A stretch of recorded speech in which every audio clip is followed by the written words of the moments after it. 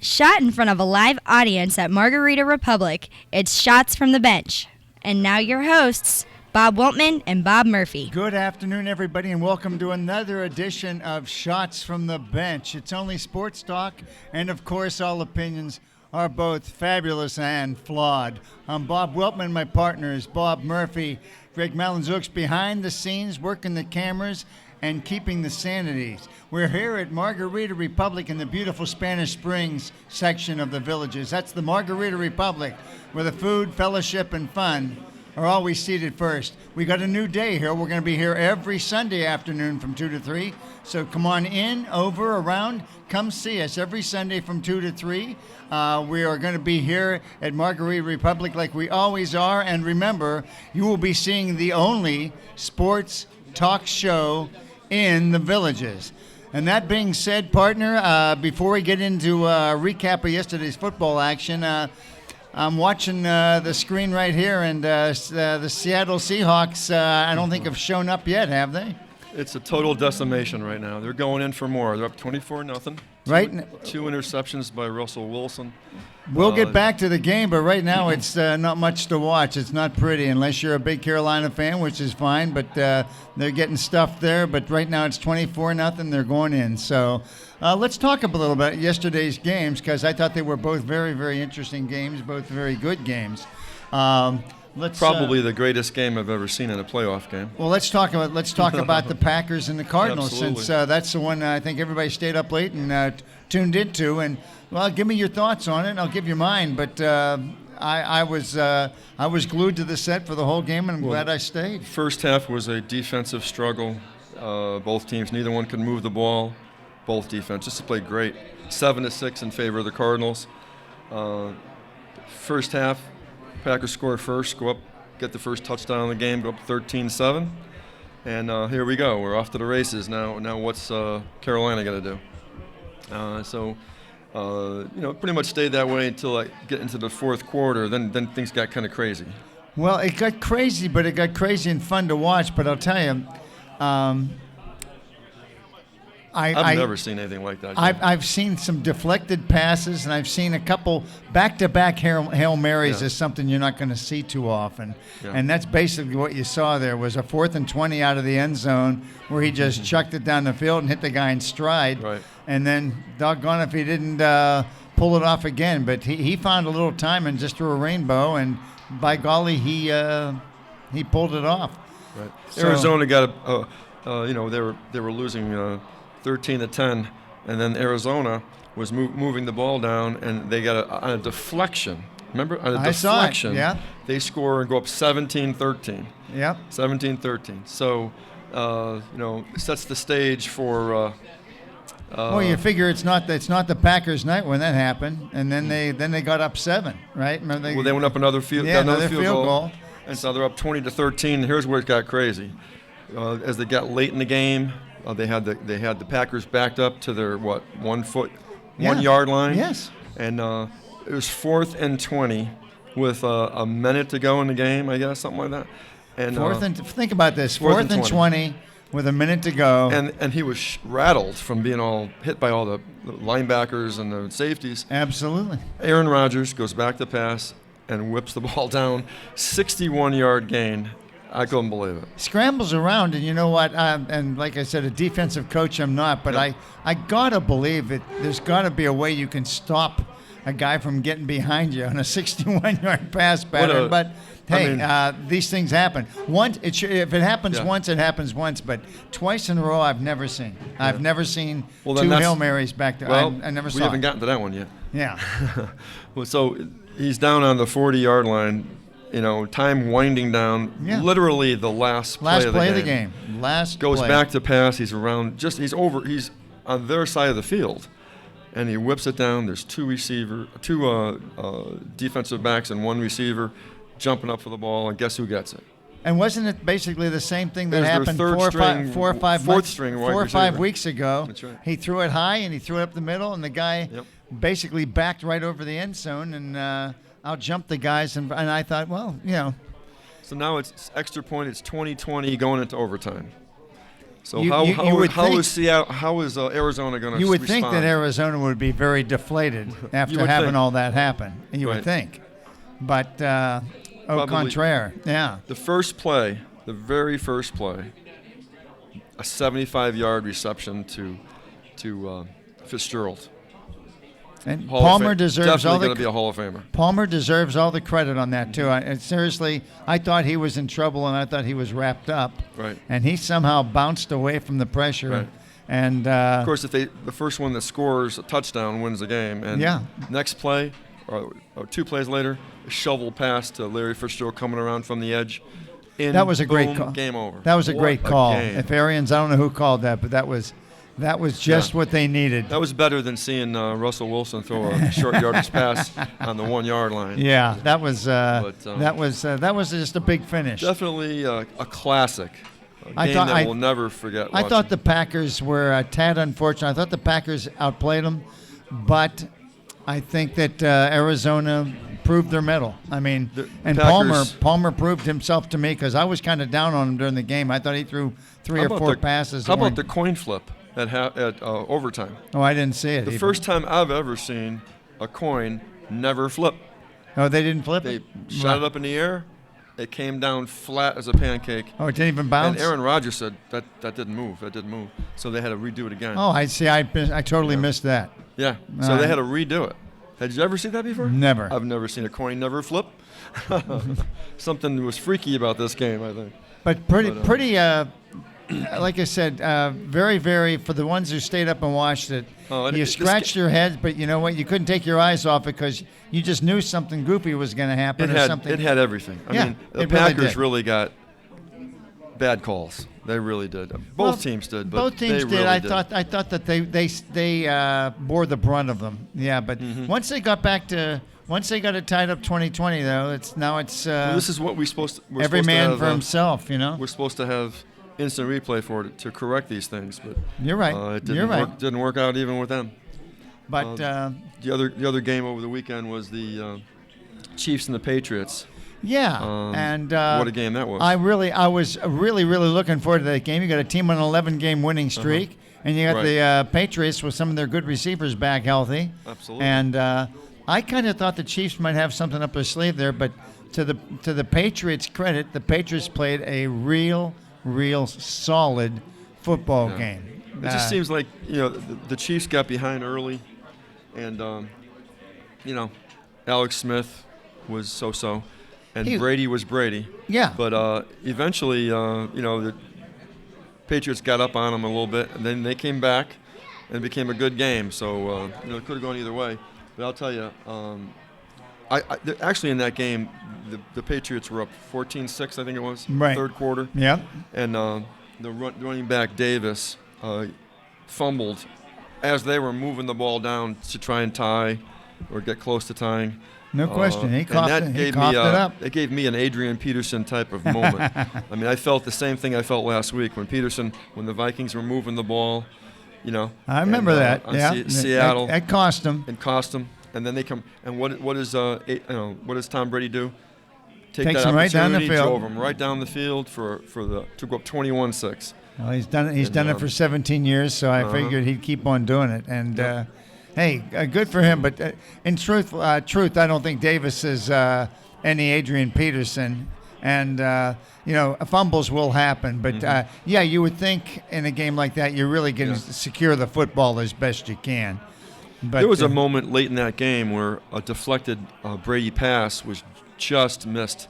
I saw for that. A pick six. It could have gone right in, and the guy just dropped it. And, I saw a oversight. couple. In fact, in both those games yesterday, I saw a lot of pick six passes that weren't caught, and that's why probably some of these guys are playing defensive back because they were thrown right into their I hands. just think and there's a lot of destiny didn't going handle on in it. these games, don't you? Oh, that's right. They controlled their own destiny, I think. Yeah, that's right. Right now, like I said, we're watching. It's now 31-0. 31-0. So Can you believe it? I could have sworn that Seattle was supposed controlled. to be- They controlled their own destiny. I swear Right. to God. This was supposed to be the best game of the weekend. Seattle, Carolina. I This can't is the wait. one If this we've is all just been one we told. wanted to see. God help the. There's a first down. But getting back to the games yesterday. Yeah. I think I'm glad to see Arizona in. I thought Green Bay played a very good game, and I thought the majority of the calls go against them, but that can happen. Some teams going to get the short end of the stick on calls, and I think they did. But you know what? You have to, once it got to 2020, their job is to stop the Cardinals, and they didn't do it. So pure and simple. That's where I stand on that. But so we got 2 more games coming up. Well, 1 more game today. We got 1 more game coming up today. What do you think about that one? Well, the Steelers are at Denver, and my personal opinion is the Steelers are going in with one arm tied behind their back. Yeah. Now the Broncos, of course, I'm surprised. I'm not sure Peyton's 100%, but it's you got a lot of Pittsburgh's weapons are basically removed. They're the first team. Pittsburgh, first playoff team in the modern era to go into a playoff game without their number 1 starting wide receiver and number 1 starting running back. It's never happened before. And almost their number 1 quarterback, although I have no idea of Roethlisberger. Either. So I mean, your money's got to be on Denver, right? Can he throw it? I don't know if he can throw it 20 yards down the field. Then you got noodle-armed Peyton Manning throwing back there, but he's tenuous, but yeah. Bruce Osweiler. Brock Osweiler. Osweiler. He's hurt, backing him up. Oh, I thought Osweiler was out of the game. Yeah. No, okay, it shows you what I know. But I just know Peyton's going to get the snaps, and he's going to run the team. One thing we're watching this year is that we don't know. I don't know. No matter what we think is going to happen, doesn't always happen. I haven't got a clue. It's just amazing. If Roethlisberger can't throw, it's going to be a real long game for the Steelers because they're not going to have much of a running game going at all. For sure, I think we would be picking Denver in this game. Oh, I picked. You don't know what the heart of a proud franchise will do. I'm picking Denver, but then again, I picked Seattle to go to the Super Bowl, and right now they're not going to make it to the toilet bowl. Right now it's 31-0. I guess they're trying to move down the field a little bit, but tell you what. As Seattle's playoff hopes start to diminish, is there a chance to move forward? We are wrapping up the first quarter here, and we're going to come back and talk a little bit more about the games coming up. But more importantly, let's do a little discussion on that college football game, which I thought was just outstanding. And we'll be back to talk about the NCAA College Championship football game right after this.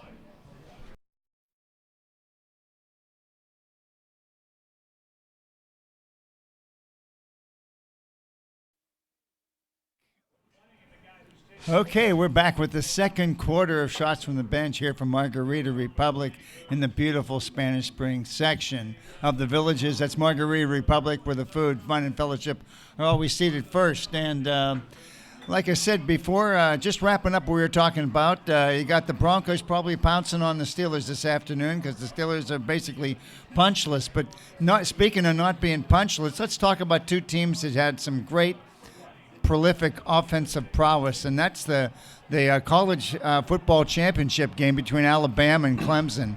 We both called it right, but I'll tell you what, it was entertaining down to the last couple minutes, I thought. I thought it'd be a little bit less scoring than that, but certainly the stars of the game didn't disappoint. They didn't disappoint, I'll tell you what. Deshaun Watson was Deshaun Watson, moving the ball around, running the ball for big first downs. Spreading the ball to different receivers, and Derrick Henry for Heisman Trophy winner for Alabama. He didn't do anything to hurt his stock. Running with abandon, 158 yards rushing. So, they did what they were supposed to do. Tough yards. I mean, he's what the NFL wants. He's quick, absolutely. but he's tough. He goes in and fights for the yards. He doesn't try to dance and break. He'll punish you if you're in his way, and that's what you need in the NFL. So it was a great game to watch. It's just, the thing I thought that I couldn't understand was on Clemson's part, there were 2 bad blown coverages. Yep. I mean, Alabama went back to pass, and the safety, there was twice a safety, bit inside for the run. He bit, and there was no one big time too. No one out there to cover. He got suckered in. And they hit the wide open guy out in the flat, touchdown. And that was pretty much the story of the game. Otherwise, it was just back and forth. Well, like I said, and we talked about this off camera. I just thought that the Clemson also, not only did they blow some coverages, I thought their tackling kind of let them down in the fourth quarter too. But hey, you're playing the best team in the country, and they got some horses at Howard. They had some good players. You get tired in the fourth quarter. Heck yeah, you do. And so that was and those guys ground them out. Yep. Let's face it. It was a good game. 45-40, is that what it was? 45-40. Worthy of the number 1 and 2 ranking, yeah, for sure. And that's all I wanted. Yep. I just wanted to see a good college football game. Unfortunately, all of the stars in that are going to be leaving. Not unfortunately for people that like to watch college football, but usually Alabama reloads quicker than Clemson. Yeah, you watch what happened. I think Clemson. I think this is going to help their recruiting class significantly. Sure. Because Dabo, is that his name? Dabo Sweeney, I think, is going to probably be able to go into people's living rooms and say, we played for the national championship last year. Absolutely. Yeah. So why not? Be a feather in your cap. But I'll tell you what. I think that quarterback really helped himself. What's his name is the quarterback at Clemson. I know Deshaun Watson. Yeah. I didn't know how he'd respond in a big game like that, and he came through with flying colors. So many times we get these matchups, and one of these players that's supposed to be so great just falls flat. Well, yeah, that's right. He wasn't falling flat. No, that's for sure. He was making some great throws and.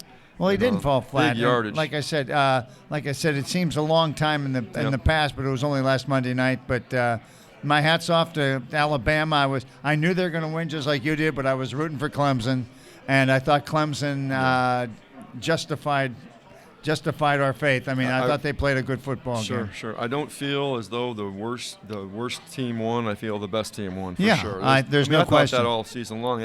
After the Ole Miss game, that they lost that game, you give them credit. I had a feeling they'd come back and play like this. They came back and played, and they beat some really good teams. Mm-hmm. So, so hats off to them. But so college football is history for this year, and you got a deserving champion, a deserving Heisman winner. And you've got a dynasty in Alabama. You got a dynasty that doesn't look like it's 4 out of 7 years. Yes, it looks like it's not going away. And Bear Bryant's records look like they're going to be challenged and surpassed if Saban stays there, because that team looks like they're going to be solid every year. Oh yeah. So.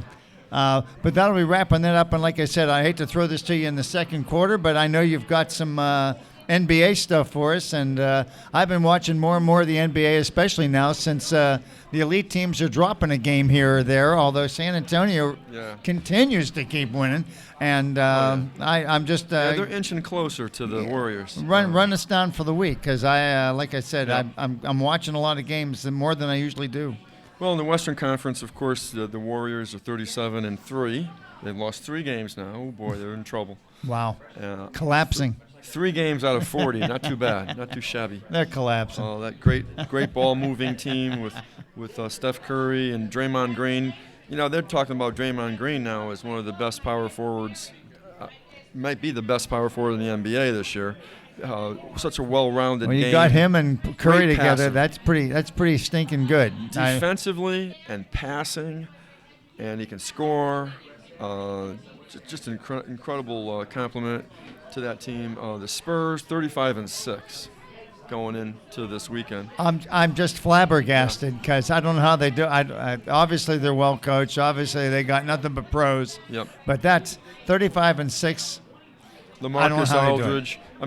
You got Tim Duncan, LaMarcus Aldridge, Ginobili, Parker, and then you got Kawhi Leonard, who's an MVP candidate. He's the real deal. I think he's as good a player as there is in the league, in my estimation. Your top players for the MVP vote right now would be Steph Curry, pretty much Kawhi Leonard, LeBron James, and maybe James Harden after that. But that's where it is right now. And I think Harden's good, but I've watched Houston play a few times, and they rely on him a little too much. He's bringing the ball up. He's trying. He seems like he's good on the fast break mostly. Yes, but, but when you get into half court sets, he's not the same. He's not extraordinary. Right. No, you're right. He doesn't create his own shot like like LeBron James He does, tries or to, Kevin but Durant I don't does, think or- he's as good at it. Well, You're right. I didn't mention Kevin Durant as one of the MVP candidates. No, you can't I forget should him. Yeah. get him in there too as well. This week we had a Chicago Bull do something that hasn't been done since Michael Jordan was in Chicago. Jimmy Butler had 55-point game, Wow. and hats off to him for that. Yeah, I'll tell you what. He's Kid's impressed a good me. player. Of course, I think the very next game he had 4 points. Well, I think that's been his. That's the difference. That's his between mantra. them. Though. I mean, I've seen him. He usually gets 2 points in the first Yeah. quarter, 28 in the second, Yeah. 2 in the third. See, the greats have a consistent game every single week, and not week, but every game is a consistent thing. That not crazy good and then so. You don't see that with the best of the best. No, you're right. You're right. in the Western Conference, so you got the Warriors, the Spurs, the Thunder again. Those are your top three. Then again, it's a hodgepodge of Clippers, Mavs, Grizzlies, and your like I mentioned, the Western Conference always had 10 Oh, yeah. over 500 teams, but they only have what do they have now? They have 7. 7. And it drops off. Your 8th-ranked team, the Jazz, are 17-22. Well, here I got a question because I think I asked you this before, but I can't understand why the Clippers aren't more dominant. Why do you feel that they're not running the floor? I would think with Chris Paul and Blake Griffin. Well, Blake Griffin has been out for quite a while. Oh, has he? Yes, Okay, there you yeah. go. You can see how on top of things I am. So they're 26-13 without him for a while. So keep an eye on them when he comes back. Well, that's my point. I think they're that good. Yeah. When he's playing well. So those are clearly your top 4 teams right there. I mean, the rest of them might make the playoffs, but they're not going to be any kind of a force in the playoffs. All right, those are your top 4 in the West. Now the Eastern Conference, Cleveland still man in the top at 28-10. We have a new number 2. Toronto really is back into number 2. Yeah, they've Now- won 4 in a row. Now, who's their star? Do you know? We have Kyle Lowry. I totally having forgot a great Kyle year, Lowry. point Sure. guard, All right. and DeRozan, the shooting guard. Okay. One of the best backcourts in the NBA. Well, there you go. That's the strength of their team. Play good defense as well. So that's what they're doing. Chicago's in 3rd, with Butler, and I just heard that Noah just went down, their center. Oh, is Noah hurt? Yep. He's got a lot of energy. I never thought he was that great a player. He's down but again with an injury, so boy. I mean, he's been pretty much coming off the bench, doing a nice job off the bench, by the way. But and then Atlanta and Miami, they're just kind of like doing well, win 2 out of 3. Waiting to make their move, maybe. Yeah, making the move. A team that's not in the top 8 in the East is a team I want to keep an eye out for right now, and that's Washington. Because for the first time this week, they had their backcourt together with John Wall and Bradley Beal, and they're starting to win some games. Are they starting to win some games? Yes, they are. They're moving up. They're moving up quickly. Well, I know how talented Wall is. They were a playoff team last year. Well, so that's a team to watch right now. And Beal, I don't know much about, but obviously, if he's teaming with Wall and they're winning games, they form probably, one of the top 3 backcourts in the East. Got to have a good conference. Got to have it. You got Wade and Dragic in Miami. You got, as I mentioned, Beal and Wall. In Toronto, you got Lowry and DeRozan. Those are probably your best backcourts in the East right now. But they're clicking. I mean, they were really not just barely with their head above water. Now they're starting to make a move. So that's a team to watch. Let's see how they turn in by next week. How's George playing for Indiana? Because I know how talented he was before he went down with that bad injury last year. They just made a position change from him. They moved him. They had him at power forward, which back to small forward. Oh, okay. And so I think that's his natural position. Well, he's not a big guy. Is he 6'5", 6'6"? 6'8", 6'9". Oh, well, that's maybe that is power forward. So he was beating most power forwards off the dribble and be able to get a shot off and quicker. But I think defensively and down low, it's starting to take a toll on him. So they wanted to move him back to his normal small forward position. And hopefully that we'll see how that pans out for them. Well, I appreciate the update because I like that guy, but I knew he was hurting under it. I'll tell you what, we're going to be wrapping up the first half just as they're getting ready to wrap up the first half of the Seattle game. And all Seattle has to do is score four touchdowns and a field goal, and they can tie this baby up. So hopefully we won't be as talked to as harshly as they're going to be talked to by their coach. We'll see if Carroll can motivate them. But we will be back, Bob and I, with the second half of Shots from the Bench right after this.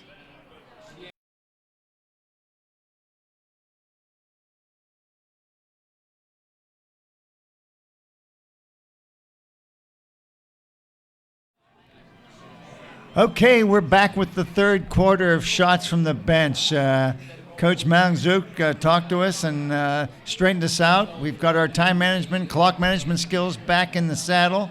And before we start talking about some trivia and some other things that are going on, there's a couple significant passings I think we ought to pass on to the fans. That I know you've got. I've got one passing, but a significant health issue hopefully it's not a passing. No, I'm sorry. You're right about that. But we found out yesterday, everyone, that senior ESPN NFL analyst Chris Mortensen, one of the mainstays on ESPN, he's been there since 1991.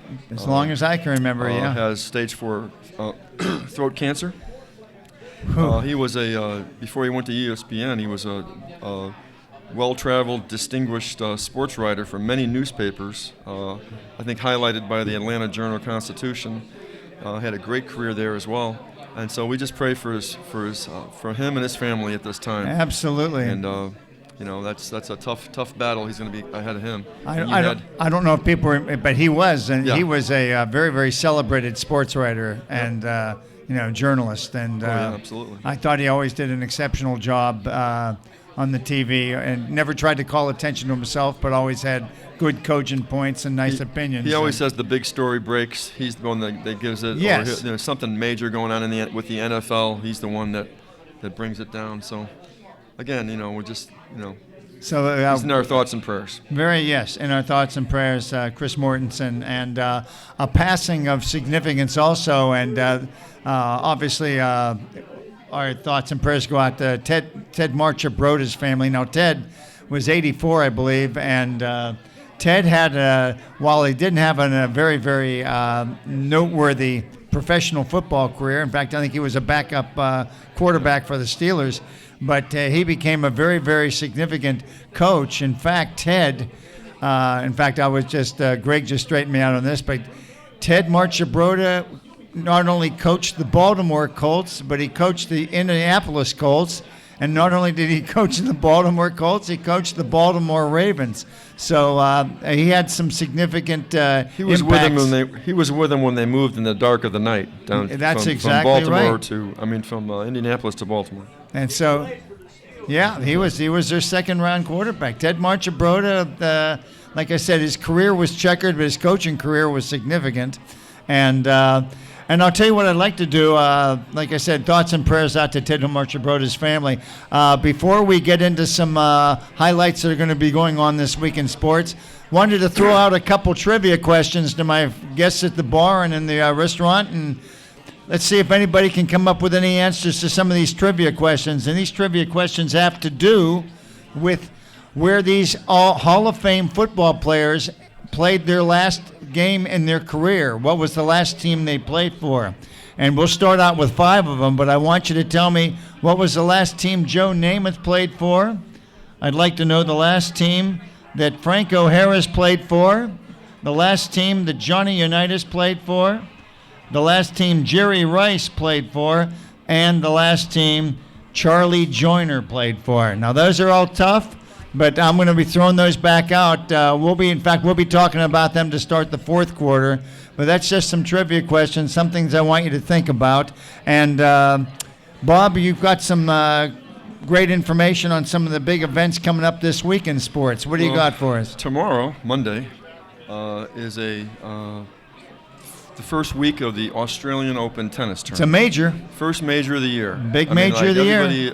Most of our country is in engulfed in snow and cold weather, and yet they're playing in 100-degree weather It's down going to in be Australia. hotter than you can imagine in Australia for that. In fact, that's always a factor. Summer in Australia is and playing. They're playing 3, 4, 5-hour matches in some cases. In 105, 160 degree. It's hard to be a fan in that. I've gone to a lot of pro tennis tournaments over the years, and just sitting there in the sun, even when it's in the 80s and the sun's beating down on you, you got to get up and keep moving, and they're out there playing that for 4 or 5 hours in a row. So can you imagine playing? Yeah. And then you have to play like the next day or two. Yeah. I just can't imagine playing a 4-hour match in 106 degrees. Yeah. And then having to go play another one. And you got to win 7 matches to win the tournament. So that's why it's a major. But the best players are there. The majors are definitely full of champions. And the top seeds are what? Serena and Djokovic. Imagine. Yep. Djokovic coming off. That's worth both watching. Coming off their fantastic years. They won 3 out of the 4 majors, both of them. Okay. Before I get to the women, the men. Your top 3 is not unusual there. You got Djokovic, and Andy Murray. Well, Murray yeah, he's had good enough years. He's second seed now. A year ago, wow, Murray was on the decline. Oh yeah, he was showing signs of decline. I mean, he was still a good player, but not fighting for the titles. Something seems to be going down, and he's got Anne-Marie Mauresmo, former woman player, as his coach now, and she's made a world of difference in this game. Mauresmo, I wonder what happened to her. She was a heck of a player. Yep. Power player, very good. Yep. Big, Played strong, for France. Big, strong woman and very good player. Anyway, so his game is on the. He's won 4 tournaments toward the end of last year with her as his coach, and he start off. They won that, of course. Great Britain did something with him in December that hasn't been done in many, many years. I think it's like 70 years or something. They won the Davis Cup. Davis Cup. And that's in International Britain. That's competition. huge. That's huge. That's right. Huge in Britain. I mean, that's a big deal in tennis to win the Davis Cup. So that's another thing that he helped them do. And, of course, number 3, Roger Federer. He's been there for like 11, 12 years. He's been around in the top number 1, 2, or 3. He's still a phenomenal player. Oh yeah. I don't think that he's declined as much as he still has people, the fight in him. People are still getting people just getting better and better and better. You wonder, you see guys like Federer, who's won, he's won more, he's won second most to Rod Laver. Yeah. In championships. That you think they would lose the fight? They have all the money they want. They don't have to put themselves through the fight. But, it's something that he really wants. Well, that's what we were talking about Tom Brady. It. Tom Brady's the same way. Sure. Those guys are amazing because it still matters to them. Sure. You win 15 championships, they want the 16th. And that, to me, is a champion. That's what made Tiger Woods, when Tiger Woods was significant and he mattered, that's what made him so great is he cared. He actually cared. I want to put you guys on the spot and ask you, male, female winner of the Australian Open. Who's going to win? Who's going to win the Australian Open? Okay, I know my choice. Who do you like? Well, I'm going to go on the spot and pick John Isner to win. No. Well, let me just quickly say, before we pick, I just want to say it's nice to see Rafael Nadal back in the top 5. Yeah. He's been really, the last couple of years, he's been pushing injuries, down around 10, 11, 12 in the rankings. And he's healthy again. The way he plays, he needs to be healthy. He's healthy again. He needs to be healthy. He has so much torque on his shots. Yes. And it tears up his shoulders and whatever. But he's back playing well, and he's a force when he is. Okay, and over on the women's side, there's a clear choice there. Serena Williams. After that, because Sharapova is fading. She's number 5, but she's just not something missing. Yeah. You know what's interesting in the women's side to me? The most interesting thing is after since 2000. That's 16 years, right? 16 years ago. You got Venus Williams and Serena still both in the top 10. That's amazing. Well, it's unbelievable. That's the biggest story I see. Serena's like the Jim Brown of women's tennis. I mean, she's just powerful. So much, when she's on, it's not. None of these girls can compete with her. They can't compete with her. There's not even close. She'd have to be playing down. But you got Simona Halep. You got some names that aren't household names now. Sharapovan's dropping down to 5. So you got Halep. Now, us tennis players know her, but you got Gabine Murzagora, number 3. Okay, Radwanska, we know her. Radwanska. Then you got Kanikova, we know her. Kerber, we've heard of her. Venus Williams. But some of these other names. The other one, I like the one, mentioned. and maybe you mentioned it. There's some new ones. Asnarenka. Look at some of the. I can't Sure. even pronounce her name. On the women's side, good. a Big lot of lefty. the players that were number 1 at one time are like 14, 15, 16. As example, Azarenka. Yeah, Victoria Azarenka. That's who I'm talking about. Number 14. I want her to win. Yeah. Oh, I like her. Carolyn Wozniacki. I like her. I just think she's pretty. Rory McIlroy. They were engaged. I root for her. Elena Yankovic. She was number 1. Oh, who's the one? The one I really think. Anna Novak. Ivanovic. She was number 1. Let's get her into the finals. Was number 1. So you got 1, 2, 3, 4, 5 players from 14 to 23 that used to be number 1, and they've just whatever reason aren't able to maintain it. Look at Serena, how long she's done that. So those are your top seeds. I'm going to pick Djokovic, and I'm going to pick. I'll tell you what. I'm going to pick. Who are you going to pick? Dark horse. Who's your I'm dark not going to. horse? The 14th seed, Azarenka. Is that her name? Pronounced? Okay, you're going to pick Victoria Azarenka. Victoria Azarenka is my pick to go all the way. She's got the talent to do it. She does. But she probably is going to fade in the night because it's going to be hot and she's heavy. If she picks it up, if she starts playing with the same form. That's the big word in tennis, form. Yeah, absolutely. She can definitely be. She's got the talent to go all the way. I love it. So we'll see. But tomorrow it starts, and hopefully there's not too many people with but you're picking, dehydration. You're picking Djokovic too, right? Of course. Yeah, I think you have to. Federer's my favorite player. Federer's my favorite player, but like I said, I'm kind of an old goat, and the fact of the matter is, Djokovic, I just think, has proven to be as great a player as the men's tennis has seen in a long time. Federer's countryman, Stan Wawrinka, is number 4 in the world. I don't give him as much credit because he's a big banger. He's like that Joe Wilfred Tsonga.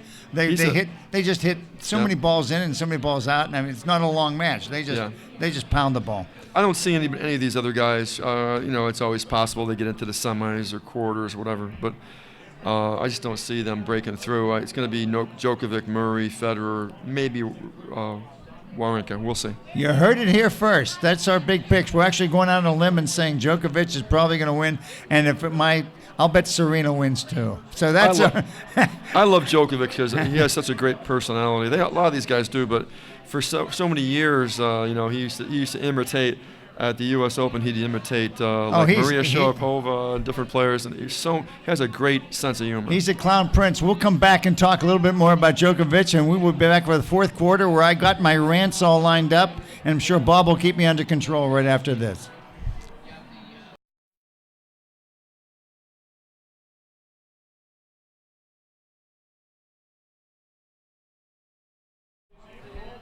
We are back with the fourth quarter of Shots from the Bench here at Margarita Republic in the beautiful Spanish Springs section of the Villages.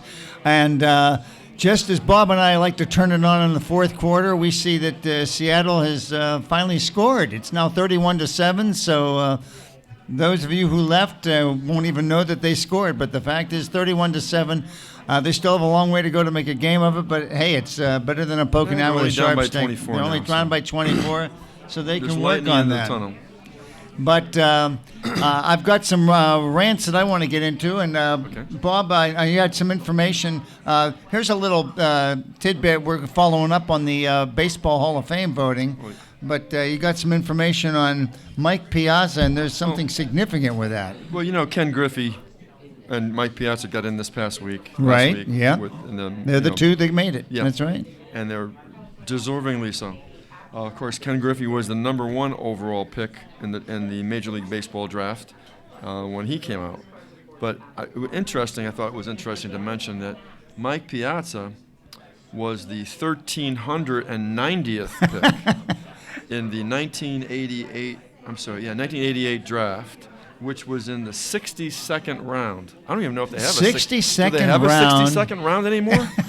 Do they do that anymore? But can you imagine a Hall of Famer being found down in there? Talk about a late bloomer. Can you imagine having 1,389 players Yeah. picked ahead of you, and you still made it into the Baseball Hall of Fame. I wonder think who the closest Hall of Famer was after that. I don't know. I'm guessing, and maybe Greg can tell me. That's got to be about as high as anybody's ever made it into the Hall of Fame. It's not even close. Right. So give Piazza credit. Yeah. 1,389 players were picked ahead of him in 1988, and all he did was make it in the Hall of Fame. Not That's bad, right. huh? Not bad at all. And yesterday we had a free agent signing. One of the big dogs got Oh yeah, signed yeah. again. One of the big Chris Davis, the first baseman of the Orioles, who the was home run speculated- slugger. who Yeah. was speculated to go to several teams.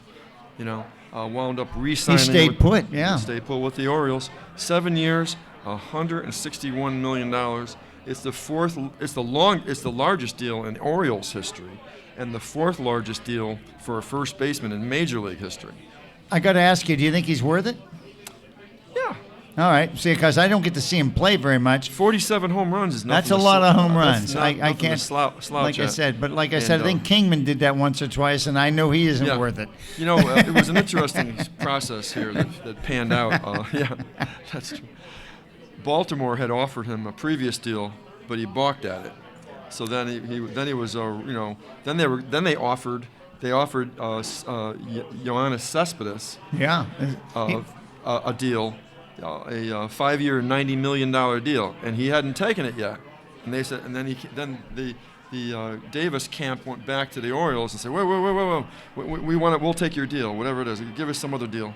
And they sweetened it for him and gave him this big deal. But yeah, they had gone to how do you think the Cespedes camp felt about that one? Of course, you don't know whether he's going to go there or not. But He's probably not going to have holes in his shoes when this is all said and done. But yeah, all right. How much money do you have? Yeah, the Orioles are going to say thank you, but I think Greg we're going just to. mentioned to us that now that they've got Davis, they'll out of the sweepstakes for Cespedes, and that's true. They're no longer going to be after him. So, it's going to be interesting to see where he winds up. There, and there's still a couple of good players out there to be had. Is Peter Angelo still the owner out there? The guy with the pockets? He had so much money, but I think he might have passed away, and I can't remember. I just remember he seemed to have lots of money, and he was able to throw lots of money at people. And hey, if this guy 47 homers is nothing to sneeze at, He's if been he's doing not, this for the last several years, and too, he's now. not a stiff. He's a decent fielder and a different. This isn't a one-year wonder guy here. This Fantastic. guy's had a great several year run here. Let's just quickly segue into college basketball. All right, let's talk a little college basketball. It's this is our the quarter to do season. that It's type the of time to do it.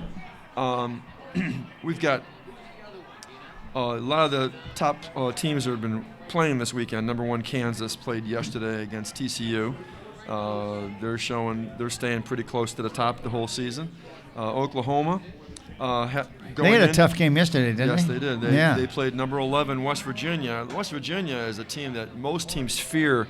They have probably the best pressing defense. They are. They're all over. I'm glad to hear you say that because every time I watch them play, they look like they're the fastest. They play you. They are all all over you. From the backcourt to the front court. Yeah, that's Huggins, the way he Oklahoma coaches. survived 70-68, but barely on a late tip-in.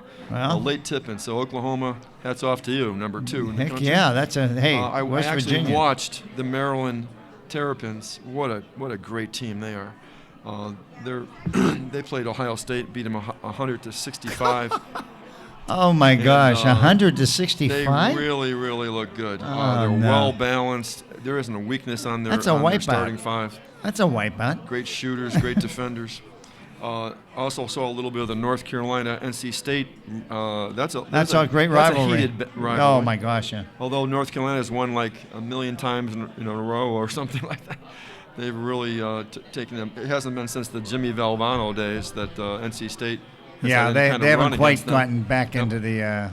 Number 6 is Villanova. They beat Georgetown. Big East battle there. Xavier Marquette, number 7. Duke was number 9. They lost a second straight game to Notre Dame at home, and they were at home, which is amazing. So Notre Dame seems to have the Notre Dame's beaten them a lot over the last couple of years. Seems that way anyhow. So you got Kentucky's kind of down this year a little bit, number 14 in the country, and they lost to Auburn 75-70. So they're coming off the championship last year. Well, the good news, and correct me if I'm wrong, it looks like there's not one team that is decidedly head and shoulders above everybody else. Right. Like you were talking about West Virginia, what are they, 11th, you said? Yeah. I'll tell you what, if you want to watch a fun team to play, especially defensively, watch West Virginia That coach play. has that team playing. They though. are Whether they have the talent or not, I don't know, scratching but they and sure clawing, play. and they are tough to bring the ball up against. I agree So with that's you. where we're at so far with the top 25. Anyway, it's no necessary to get into all of them all the way through. No, There's but one I point pre- I want to make about college football. Sure, absolutely. Take your time. Is the Monmouth basketball team. Monmouth. Monmouth basketball team. They play in the Metro Atlantic Conference. They've been getting a lot of press this year, not been because dancing. of what's going on the court, but what's going on the bench. Their team has come up with creative and crazy and fun, and some people would say annoying. Dance I'm routines not one of them. some sort. Gyrations Yeah. during the game, after the game, and it came to a head yesterday. They were playing Iona, Okay. NCAA powerhouse. I didn't hear this story. I want to Iona. hear this. Well, they were playing Iona, and they beat them. And at the handshake, a fight broke out, and because Iona apparently didn't like didn't the like fact their they dancing. thought they were touting them, Oh, taunting okay. them, and they were just doing their normal spiel, up there. So.